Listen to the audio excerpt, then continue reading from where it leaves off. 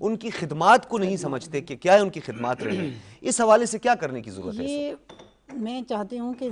बहुत अच्छा है ये सवाल कि हमारी नौजवान नस्ल को कम से कम हमारे तहरीक पाकिस्तान के जो इतनी रहनुमा हैं जिन्होंने कि बहुत उसके लिए काम किया, उनके बारे में वाकई आजकल के अगर हम स्टूडेंट से पूछते हैं उनको ये तक नहीं पता होता कि पाकिस्तान के दो हिस्से थे, कि मशरक़ी पाकिस्तान और मगरबी पाकिस्तान। क्योंकि अब जो जनरेशन आ रही है वो तो बिल्कुल ही तारीख़ पाकिस्तान को वो जो है वो भूल चुकी है।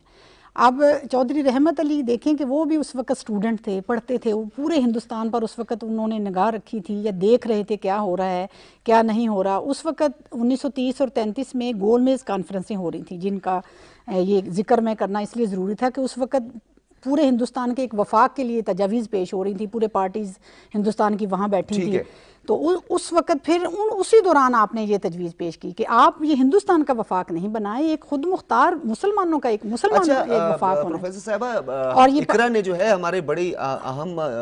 मामले की तरफ जो है हमारी तवज्जो मबजूल करवाई। हमें अपने मोहसिनों को नहीं भूलना, और अरसे दराज से तमाम हुकूमतें जो आई हैं उन्होंने ये वादा भी किया कि उनकी जस्ते खाकी जो है उनको पाकिस्तान लाया जाएगा। और अब 2018 जुलाई में भी एक गुजर कन्वेंशन हुआ जिसमें वज़ीर आज़म पाकिस्तान ने जो है उन्होंने भी कहा कि हम कुछ ही अरसा में जो है उनका जस्ते खाकी पाकिस्तान लेकर आएंगे, और शक्करपड़िया में उनकी बाकायदा तौर पर तदफीन की बात भी की गई थी।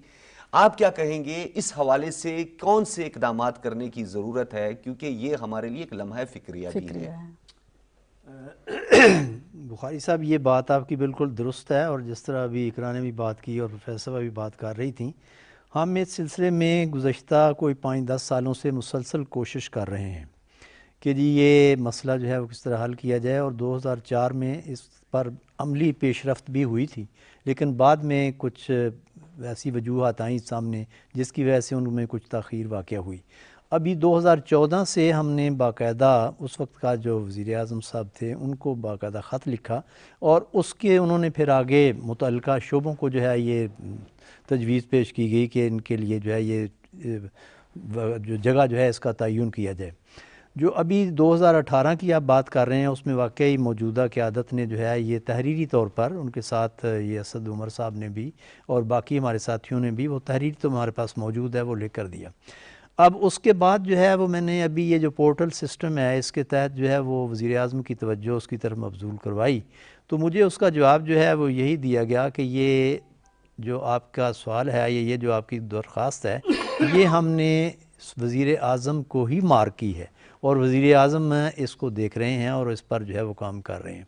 अब जहाँ तक ताल्लुक़ है वहाँ के उनको यहाँ से लाने का हमारा राब्ता है मुसलसल उनके साथ है, बरतानवी हुकूमत के साथ भी और ब्रिटिश जो हमारा हाई कमिश्नर है पाकिस्तान का उनके साथ भी, क्योंकि इस वक्त जो है जितनी काविश और जितनी कोशिश पहले की गई थी उससे कई गुना ज़्यादा की गई है।